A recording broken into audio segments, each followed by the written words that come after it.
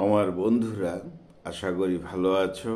Welcome to my channel honours Broz educational.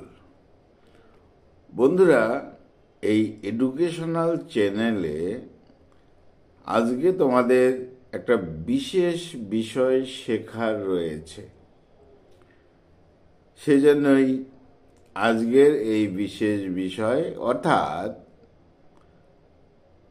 রেখা পাত্রকে নিয়ে কথা।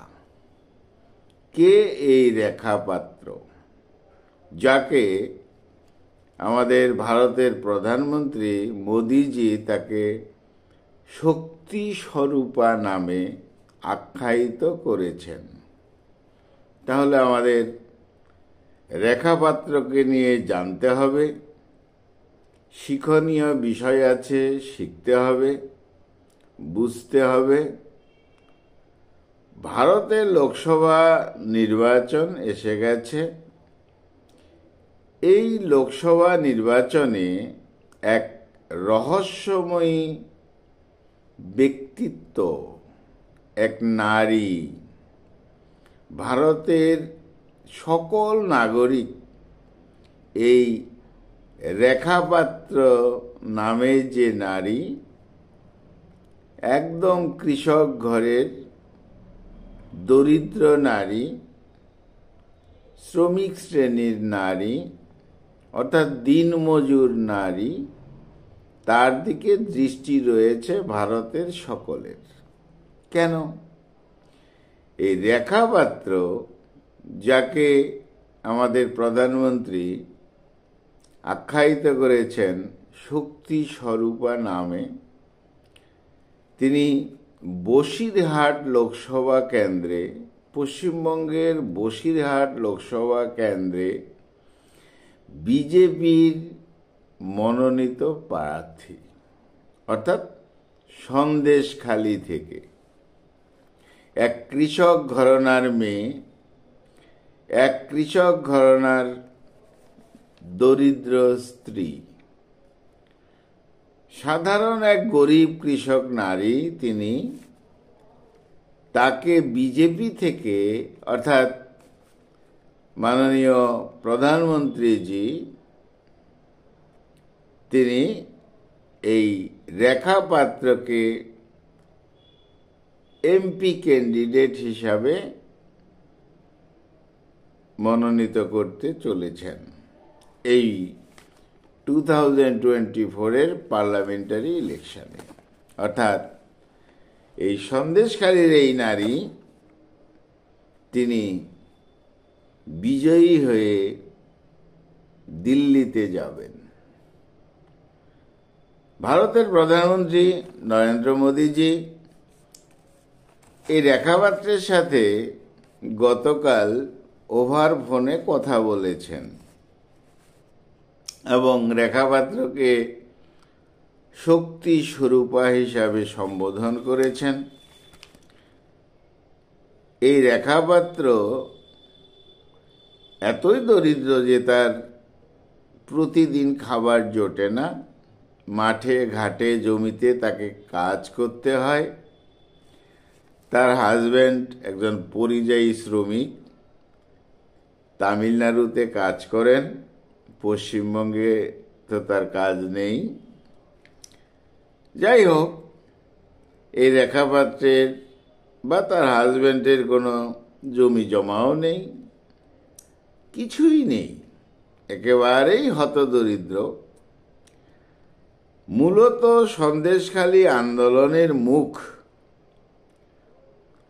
সন্দেশখালী আন্দোলনের মুখ হল তথাকথিত দিনমজুর নারী এই রেখা পাত্র। যথেষ্ট শিক্ষিত তিনি নন। দিল্লি হিল্লির বিষয়ে তার যথেষ্ট জ্ঞান নেই, পলিটিক্স সম্পর্কেও নেই। কিন্তু বিদ্রোহটা তিনি করেছেন, অর্থাৎ পশ্চিমবঙ্গের শাসকের অন্যায়ের বিরুদ্ধে এই রেখা পাত্র প্রতিবাদী মুখ। সন্দেশখালীর বেতাজ বাদশাহ শাহজাহান, যে কিনা এখন ইডির জালে পড়ে রয়েছে, অর্থাৎ কারাবন্দী হিসাবে আছে, তাদের বিরুদ্ধে গর্জন শানিত করেছিলেন এই সাধারণ ঘরের মেয়েটি রেখা পাত্র। তার কথায় সন্দেশখালীর মানুষ বা মায়েরা 11 বছর থেকে অত্যাচারিত। এই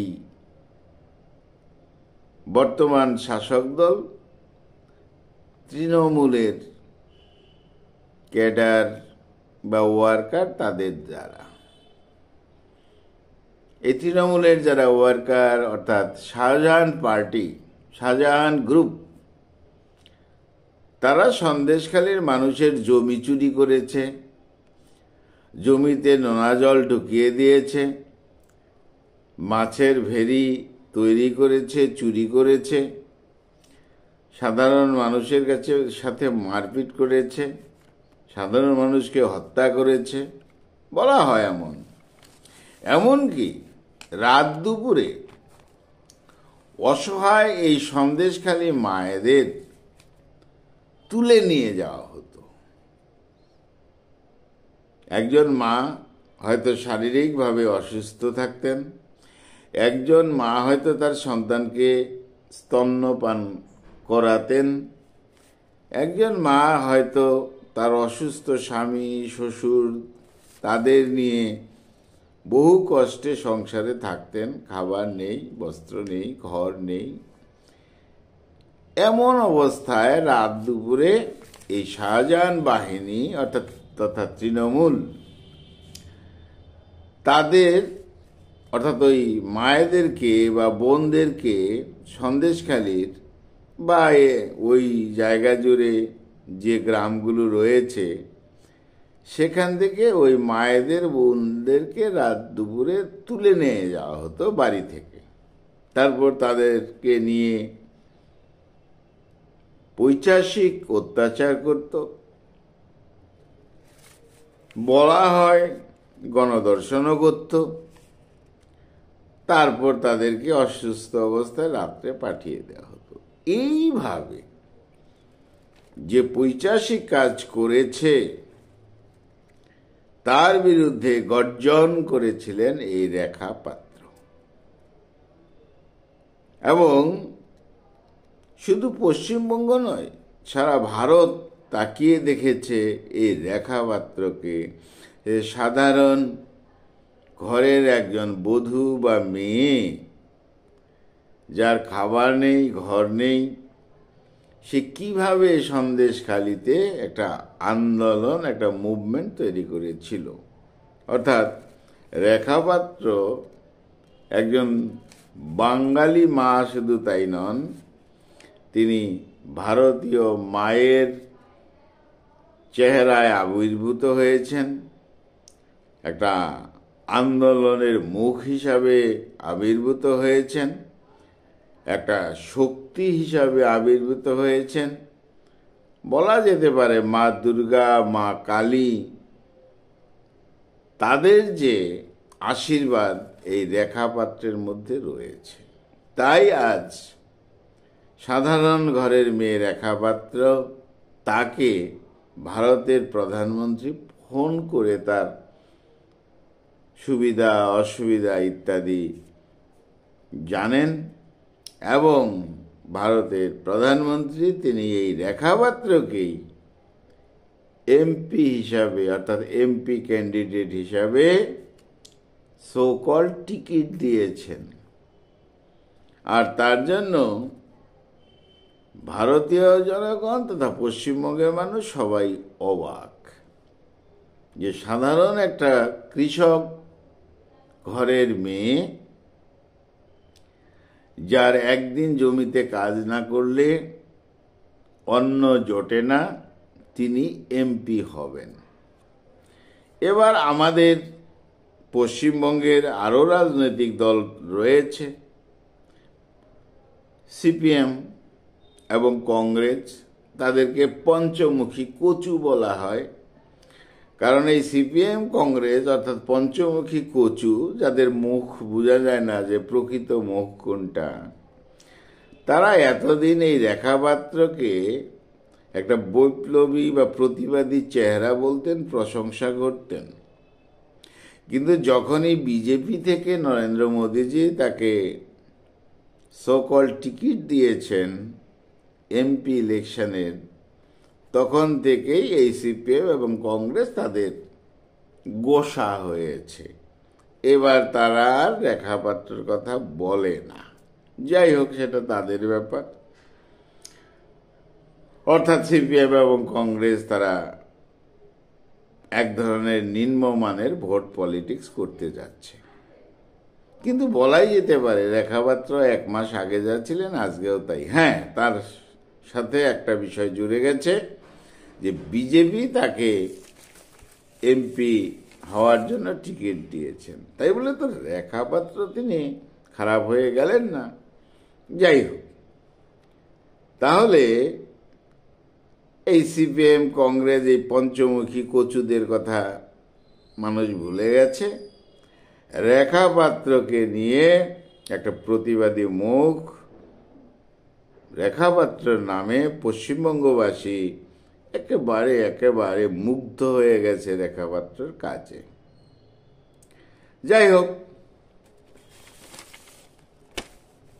অ্যাকচুয়ালি রেখাপাত্র একটা সাধারণ নারী চরিত্র নয়। রেখাপাত্র হলো একটা বৈপ্লবিক চরিত্র।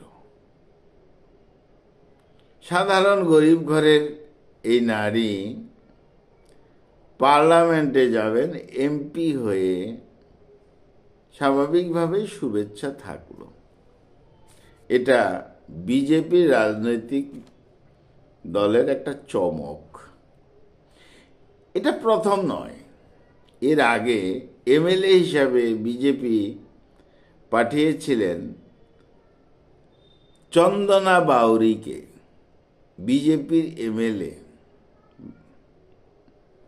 বাঁকুড়া ওয়েস্ট বেঙ্গলের। এই Chandana Bauri member of West Bengal Legislative Assembly, Saltora থেকে, অর্থাৎ সালতোরা কনস্টিটুয়েন্সি থেকে 2021-এ তিনি এমএলএ বাঁকুড়া ডিস্ট্রিক্টের। তিনি একজন হাউস ওয়াইফ, ডেইলি লেবার, দিনমজুর। এই চন্দনা বাউরি প্রতিদিন তাকে মাটি কাটতে হতো, মজুরি পেয়ে সংসার চালাতে হতো। সেই চন্দনা বাউরি কিন্তু বিজেপির এমএলএ পশ্চিমবঙ্গে। সেই জন্য চন্দনা বাউরি দিনমজুর কিংবা রেখাপাত্র দিনমজুর, ডেইলি লেবার, হাউস ওয়াইফ, এতে যায় আসে না। ভারতের গণতন্ত্রে একটা নির্দিষ্ট একটা ভালোবাসাবাসী রয়েছে যে সাধারণ মানুষকে, মাটির মানুষকে তুলে আনতে হবে। আর তার জন্যই বুঝি চন্দনা বাউরি একজন ডেইলি লেবার, দিনমজুর, হাউস ওয়াইফ, তিনি বিজেপির এমএলএ ওয়েস্ট বেঙ্গল। আর এবার দিল্লিতে আশাবাদী অনেকেই যাবেন রেখাপাত্র সন্দেশখালী থেকে তথা বসিরহাট লোকসভা থেকে। একটা মজার বিষয়, যারা ভারতে ভোটে দাঁড়ায় তাদের কোটি কোটি টাকা, 100 কোটি, 500 কোটি, 1000 কোটি এরকম টাকা, অর্থের মালিক তারা। কিন্তু সেলফ ডিক্লারেশন যেখানে দেওয়া হয়, যেমন চন্দনা বাউরি যখন সেলফ ডিক্লারেশন দিয়েছিলেন ইলেকশনে, তার এগ্রিকালচারাল ল্যান্ড নীল, নন এগ্রিকালচারাল ল্যান্ড নীল, রেসিডেন্সিয়াল বিল্ডিং নীল, ব্যাংক ব্যালেন্স নীল, ব্যাংক লোন নীল, ইনকাম ট্যাক্স নীল, সব নীল। এমন ক্যান্ডিডেট। এবারও রেখাপাত্রের ক্ষেত্রে আসবে, তার কোনো ল্যান্ড নাই, তার কোনো বাড়ি নেই, তার কোনো ঘর নেই, তার কোনো ব্যাংকে লোন নেই, তার কোনো, এই হলো বিষয়। অর্থাৎ অল নীল থেকে তারা এত দূরে উঠবেন। আগে এই বসিরহাটে যিনি প্রার্থী ছিলেন বা জিতেছিলেন এমপি হিসাবে নুসরত জাহান, টিকটক রানী। তা টিকটক রানী তো 144 ধারাকে 174 বলেন, আর সবসময় টিকটক নিয়েই থাকেন। তো সেখানে রেখা পাত্রা বিজয়ী হবেন এরকম একটা ধারণা সকলের। লক্ষ্য করা যাক। আর রেখা পাত্রার সঙ্গে সাধারণ গরিব ঘরের মেয়ে, তার সাথে যেহেতু প্রধানমন্ত্রী, ভারতের প্রধানমন্ত্রীর ফোনে বাক্যালাপ হচ্ছে, অতএব রেখা পাত্রার কোনো প্রবলেম আছে বলে মনে হয় না। যোগাযোগ তিনি করতে পারবেন।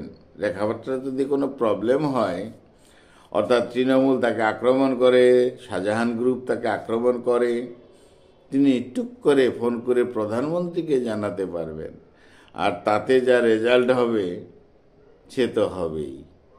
তা সেই জন্য বলছি, ব্যক্তিগত রেখা পাত্রা কোন দল থেকে দাঁড়িয়েছেন সেটা আমার বিষয় নয়। আমার বিষয় হলো রেখা পাত্রা একটা গরিব ঘরের দিন মজুরি করা একজন নারী। প্রধানমন্ত্রী যাকে শক্তি স্বরূপা বলেছেন, যিনি সন্দেশখালীর আন্দোলনের মুখ এবং দীর্ঘ 11-12 বছরে যে তৃণমূলের যে শাহজাহান পার্টির যে অত্যাচার, হিন্দু মুসলমান সবারকেই তিনি অত্যাচার করেছেন এই শাহজাহান।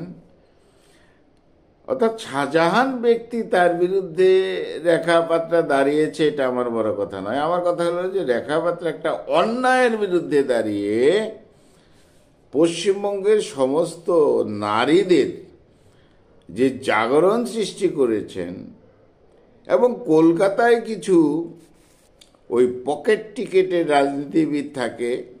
কলকাতার অনেকেই তো কলকাতার খুব জাইগান্টিক লোক তা নয়, অনেক অন্যের পয়সা, অর্থাৎ শাসক দলের সাথে থেকে থেকে তারা সংসার চালায়। এইরকম কলকাতায় প্রচুর পরিমাণ লোক থাকে, যারা নিজেরা তাকে বুদ্ধিজীবী বলে, টিভিতে ঘুরে বেড়ায়। তারা বলতে শুরু করেছে রেখা পাত্রা কি করবে ওই দিল্লিতে গিয়ে। বলতে খুব দুঃখ লাগে যে এই বুদ্ধিজীবীরা, অর্থাৎ অসভ্যরা, রেখা পাত্রাকে, একটা মানুষকে এতটা নিচে রাখছে। তারা যাদেরকে পাঠিয়েছে তারা তো চোর, বাটপার, ডাকাত, অশিক্ষিত, 4 পাস 8 পাস, টিকটক সব কিছুই আছে। তাহলে সেই তুলনায় চোর ডাকাতের থেকে যদি রেখা পাত্রা সাধারণ ঘরের একজন মেয়ে হয়ে, গরিব কৃষক ঘরের একজন গৃহবধূ হয়ে তিনি যদি পার্লামেন্টে যেতে পারেন, অসুবিধা কোথায়? তাহলে পার্লামেন্টটা কি দরিদ্রদের জন্য নয়, কৃষকদের জন্য নয়? এই ধরনের চিন্তা ভাবনা করছে যারা শাসক দল তৃণমূলের কিছু, টিভিতে বসে গল্প করে তারা, সিপিএমের কিছু, কংগ্রেসের কিছু। তা এদের পঞ্চমুখী কচুদের নাম আর মুখে না নেওয়াই ভালো, কারণ এদের মুখ কোনটা বোঝা মুশকিল। যেহেতু পঞ্চমুখ, এর প্রকৃত মুখ কোনটা জানি না। রেখা পাত্রা যে দলেরই ক্যান্ডিডেট হন, সেটাও আমার বক্তব্য নয়। আমার বক্তব্য হলো একজন মা, একটা গরিব ঘরের মেয়ে, কৃষক পরিবারের ঘরানার একটা নারী, যে আন্দোলনের একেবারে মুখ, তিনি পার্লামেন্টে যাবেন। ব্যক্তিগতভাবে শুভেচ্ছা থাকলো। আর রেখা পাত্রা যাবেনই। যেমন চন্দনা বাউরি গিয়েছিলেন, এমএলএ হয়েছিলেন, বিধানসভায় গিয়েছিলেন, এই চন্দনা বাউরি, তিনিও ছিলেন দিনমজুর নারী। আর রেখা পাত্রাও দিনমজুর নারী। তাই ঈশ্বর রেখা পাত্রাকে সাহায্য করুন, আশীর্বাদ করুন। আর পশ্চিমবঙ্গের সমস্ত হিন্দু, মুসলিম, খ্রিস্টান, কোনো জাত না দেখে সাধারণ ঘরের একটা মেয়েকে আপনারা দিল্লিতে পাঠাবেন, এটা আমার ব্যক্তিগতভাবেও একটা আগ্রহ থাকলো। যদিও কেউ ভাবতে পারেন আপনার আগ্রহের জায়গা কি হবে, কিন্তু আমি তো একজন পশ্চিমবঙ্গবাসী, আমি একটা গরিব বোন, মা, এক নারী, তার শুভেচ্ছা কামনা করছি। ঈশ্বর মঙ্গল করুন, এবং আমার বিশ্বাস রেখা পাত্রাকে আমরা দিল্লিতে দেখতে পাবো পার্লামেন্টে। যাই হোক বন্ধুরা, খুব ভালো থেকো, আমার চ্যানেলটা সাবস্ক্রাইব করো। Thank you.